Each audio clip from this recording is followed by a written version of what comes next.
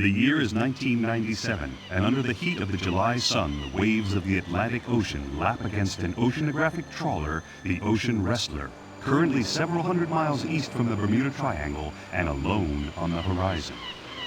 On the weather deck stand four searchers, the sea breeze filling their lungs as they pose for a photo. Behind them, a specially constructed, toughened submersible designed to operate under severe and abnormal conditions, ideal for their purposes. Standing proud in his boots is Greg Blower, the financial backing behind this historic adventure, the sweat congealing on his brow as he suffers the infernal heat.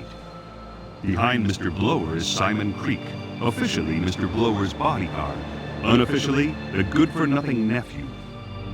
Then, the enigmatic Helen Milton with her alert scientific mind, educated in the top colleges in the country. Finally, Professor Caldwell, world-renowned archaeologist, considered to be a fruitcake on the hunt of a lost cause by many in the archaeological community, but in his heart and mind, he knows the many clues and legends he has followed will prove true in the end. The four enter and seal the only exit to the submersible. The tension in the air is thick, and as the professor checks the oxygen pressure levels, the winch is started up and the submersible is slowly lowered into the deep, murky Atlantic Ocean. The search for a mystery hidden by the sands of time has begun. This is the search for Atlantis. Atlantis, a myth known around the world as the city which was sunken by an angry god. Many have searched for it and failed. The lost city has hidden itself well from the prying eyes of the world.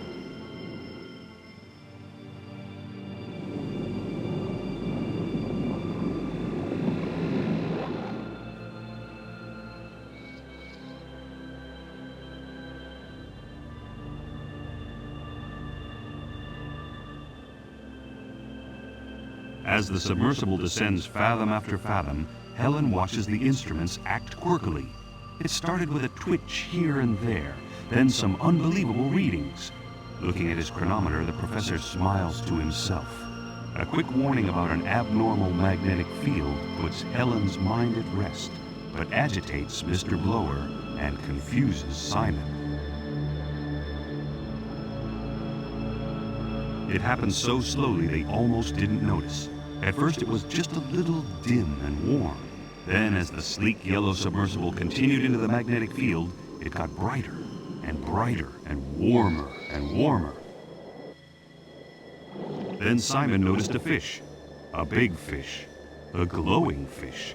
He pointed it out to the professor, who smiled and said it was a prophetic dolphin, reciting a passage written by Christopher Columbus, who spoke of mystic glowing creatures making ethereal noises and guiding them through dangerous waters.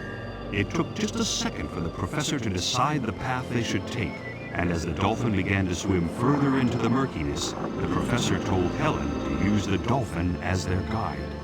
This drew more than a raised eyebrow from Mr. Blower, who was expecting a well-choreographed scientific mission. He wasn't expecting this. Guiding the submersible through the silence of the seabed, leading them right to the center of the magnetic field, Helen watched the radar as many other curious dolphins began to surround them. Helen smelt the burning electronics of the guidance console and knew they were going to crash.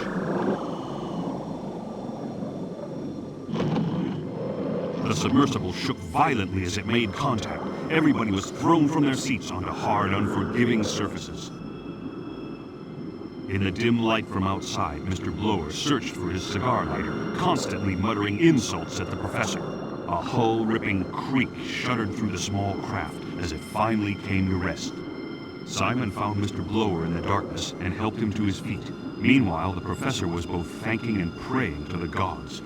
Helen piped up with a status report, her fingers trying the dead controls to no avail. Most of the electrics were gone, and the hull was taking on water. Then the professor suggested she should try the outside lights, as they had their own power supply.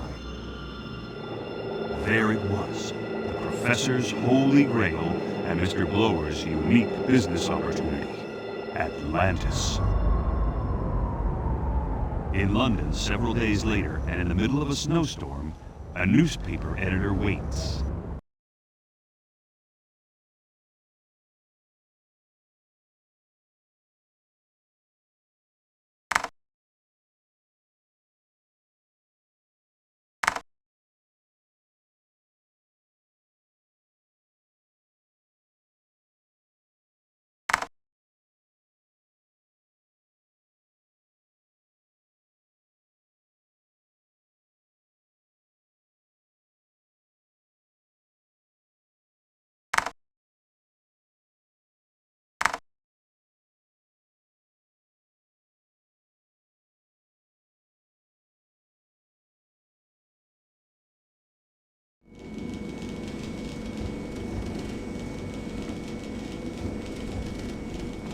Kendall, you look exhausted. Have all those football matches you reported on finally got to you? Not really. It's actually a great job. I see. Well, you remember a couple of weeks back you said you really wanted to be a serious reporter. Well, now here's your chance. I'm sending you to the Caribbean to find a missing professor. It's a top story, and I know you won't let me down. Well, did you say the Caribbean? Yes. It seems Professor Caldwell went there recently, but since then, nobody has heard a thing from him. You may remember that he came into the office a few months back, claiming he was onto the biggest archaeological discovery of this century. Chief, I'm happy doing the sports reviews here in snowy England. The Caribbean sounds great, but this is a job for a more seasoned reporter. Isn't there somebody else you could send? Now, Kendall, I think you're underestimating your talents. I've seen something in you which only the best reporters have. I think it's about time you went on a serious report. You're wasted on the sports section. This assignment will hone your skills. All expenses are paid, and you're free use of the company's plane to get you wherever you need to go. You want me to fly in that rust bucket across the Atlantic? Forget it! It's not so bad. Here, take this rum. Have a quick drink before you take off, and you'll be out like a light. You'll find that you'll hold together once in the air. Are you sure you can't get anybody else to do this? I'd go myself, but I'm working on this ancient languages piece for the next issue. It's fun for an old connoisseur like me, but you wouldn't appreciate it. The Caribbean, I'm beginning to like the sound of sun-swept beaches and... All right, Kendall. Go find me that professor. Bye, slave driver. Oh, I mean, Chief.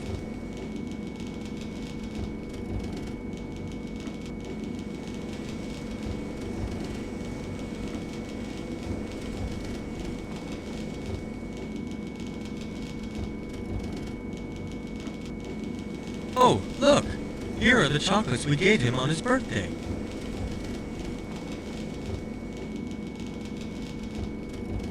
I don't really want the last couple of almond ones. Yuck!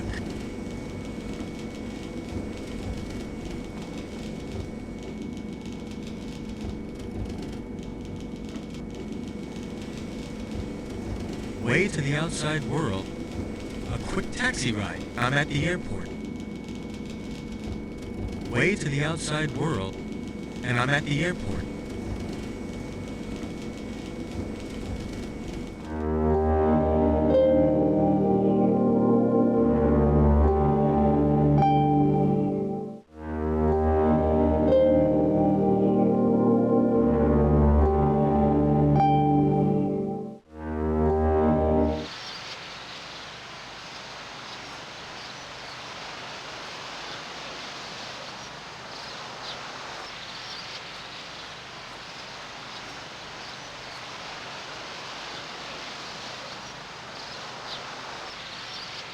Excuse me, ma'am, but what are you painting? From here you can only see the fountain, some buildings, and a couple of palm trees. Don't call me ma'am. Call me Judith. Oh, Aunt Judith. World-renowned psychic painter. Okay, Aunt Judith. And what is it that you are painting right now? I'm painting your future. But this is not the time to ask questions. You're a good-looking young man. Don't you have a girlfriend?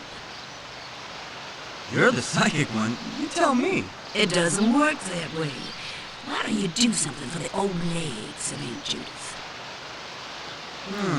Okay, sure. What do you want me to do? Go and fill up this little pot with clean water. You see, I can't wash my brushes with this dirty water. Okay, I understand. Well, just give it to me, Aunt Judith, and I'll see that you get some clean water. Good. Thank you.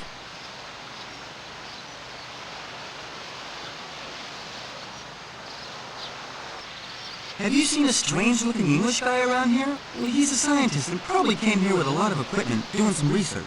If I'd have seen such a man, I wouldn't have missed a dinner opportunity. I've seen nobody like him. Okay, thanks anyway.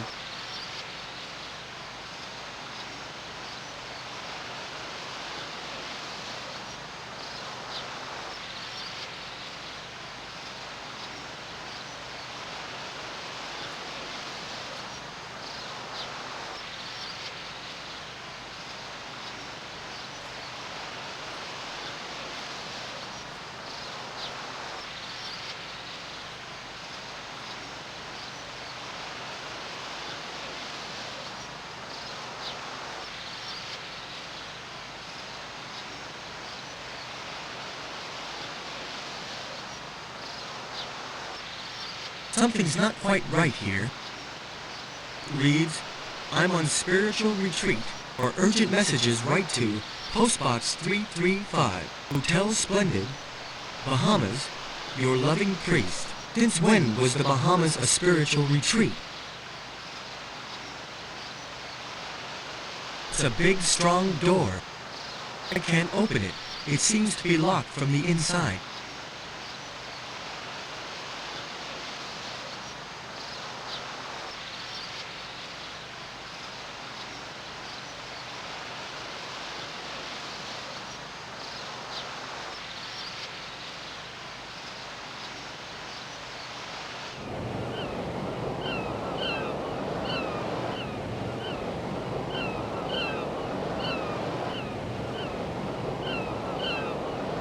Simple door.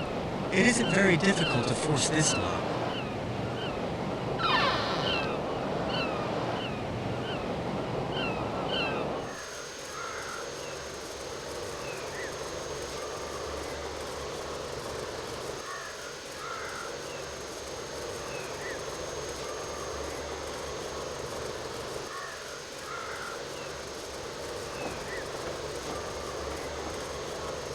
This hammock is very tempting. It looks really comfortable. I better not. If I lie down, I'll fall asleep.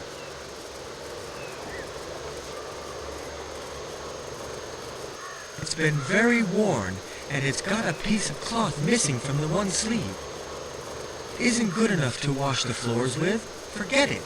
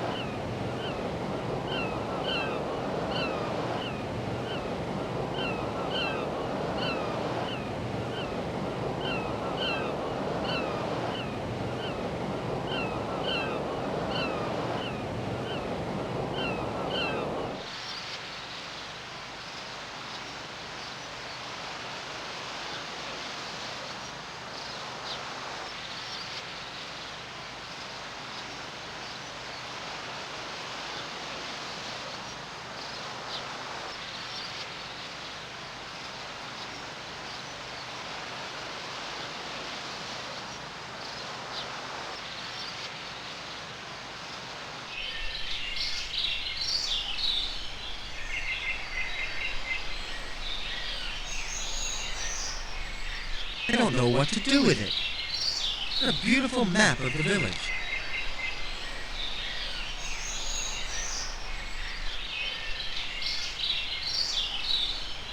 He doesn't look very friendly. Excuse me, friend. Is it possible to visit the museum? Certainly, if you pay for a ticket. Why did you leave your old wreck right here? Old wreck! This is a classic Mustang. You just can't find these cars anymore. So, how much is an entrance ticket? $2.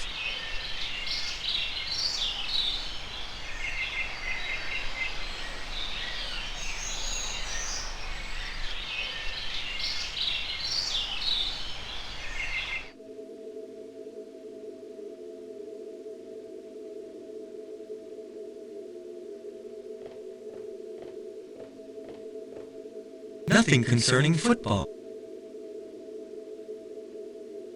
It's all fastened securely in place.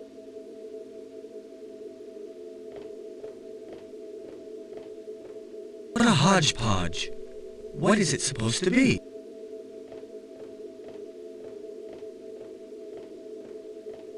What a hodgepodge. What is it supposed to be? What a grim face the pirate Mancuson had. If this portrait is a good likeness, he really was scary. Look! Viva the South Wind! That must be his motto. Needle points east. The inscription says, "Here the pirate Mancuson placed his compass." It's an everlasting memory of his first heroic boarding. Bit of a megalomaniac, this Mancuson.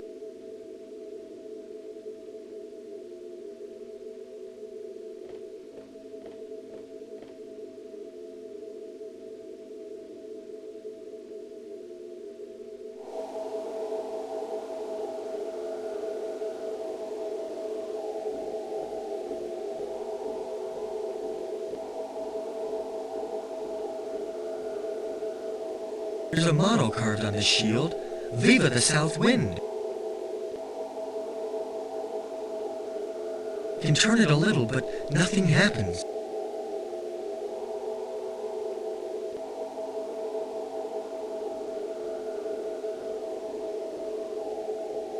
Hey, this is the same cloth as the torn jacket I saw in the bungalow. Doesn't help to pull it. It's stuck in there tight.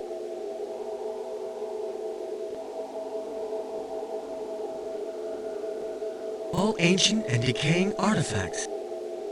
I'm wasting time here. It's all fastened securely in place.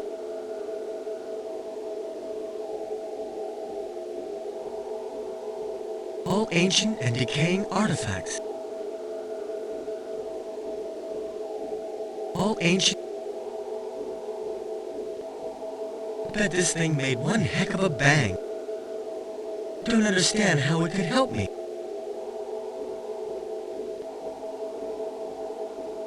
I bet this thing made one heck of a bang.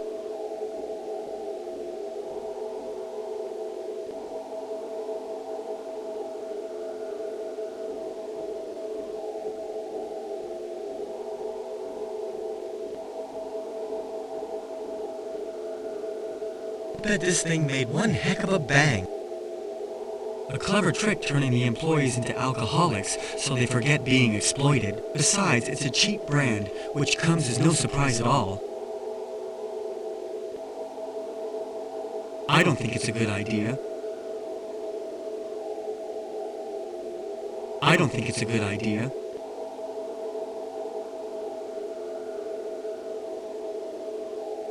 You can turn it a little, but nothing happens.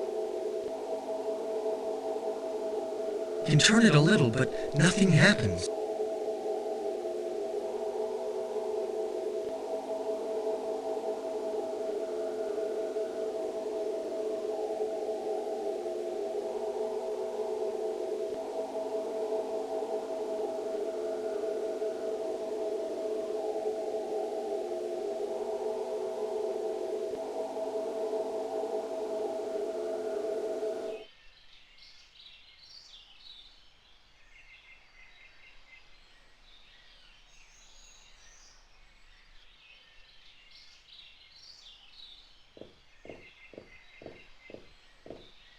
An ancient letter.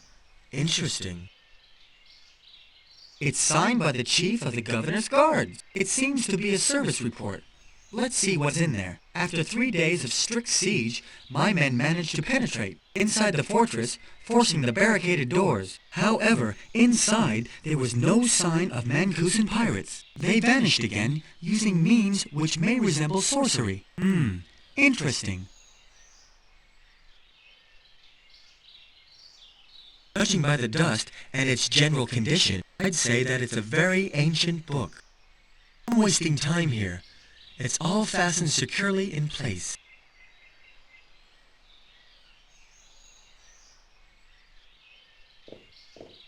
I've never seen so many ancient... There's nothing I can use here. From here, it should be possible to see the entrance to the museum.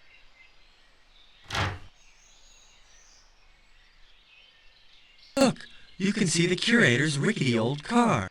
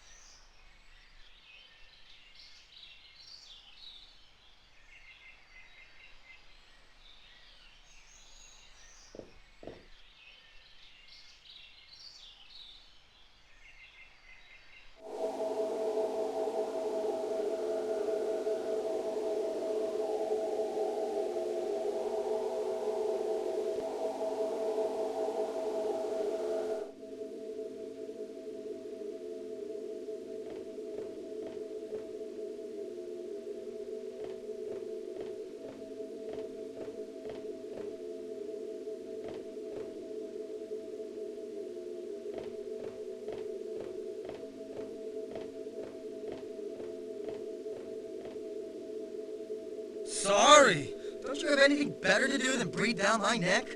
Don't try to be funny. I know what kind of guy you are. I don't trust leaving you alone. And then, I'm only doing my job.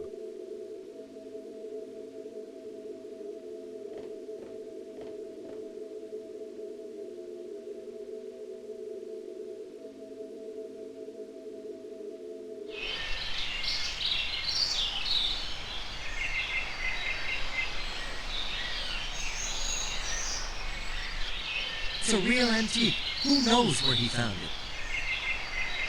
Better not. If it falls to pieces, I'll have to pay for it. Selection of tasteless junk. Old junk.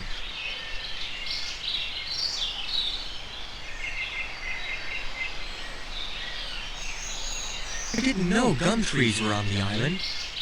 There are dead insects trapped and stuck to the tree. Garbage collectors are apparently very lousy here.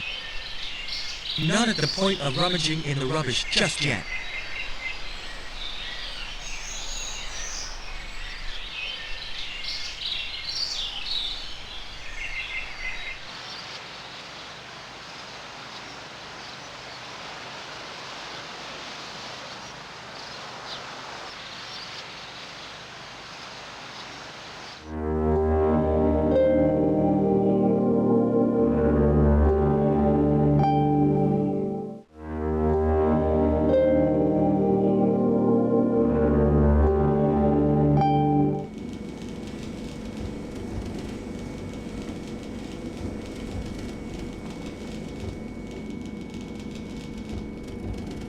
Wasting my time on him.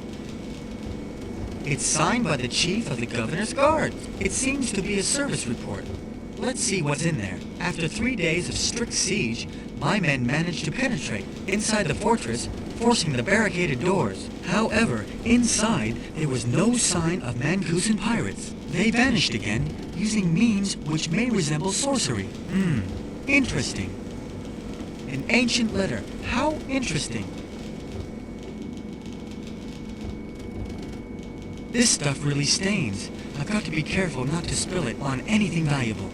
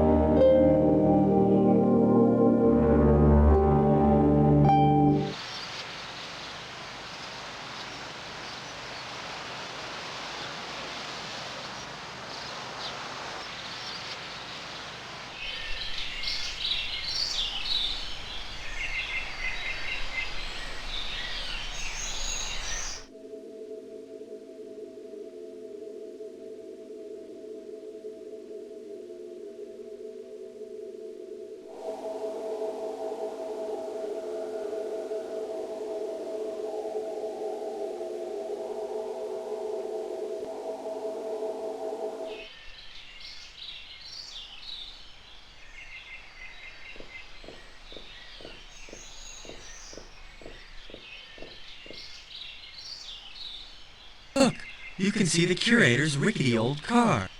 This stuff really stains. I've got to be careful not to spill it on anything valuable.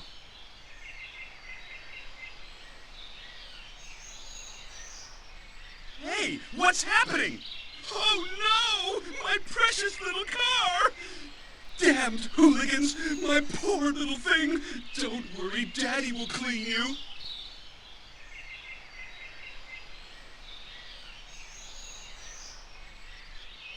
Curator is busy cleaning his rust bucket. I can investigate undisturbed.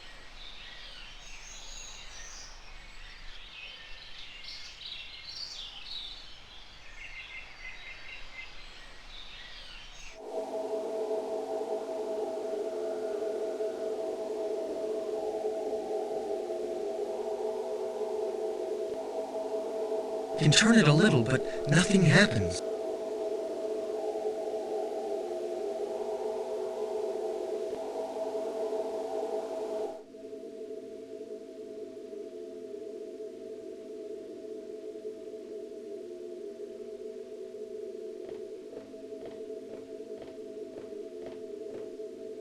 It's all fastened securely in place.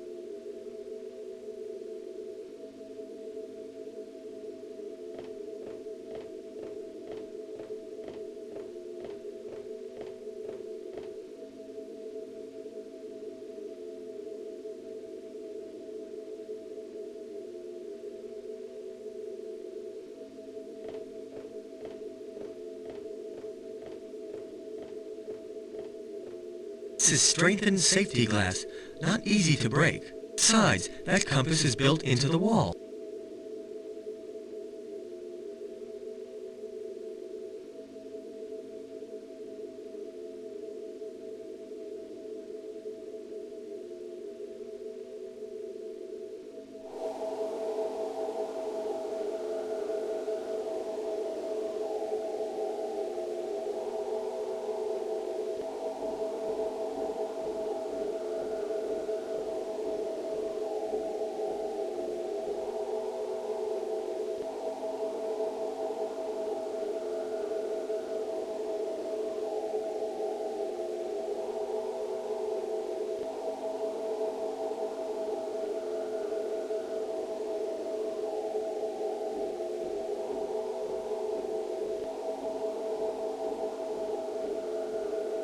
Doesn't help to pull it. It's stuck in there tight.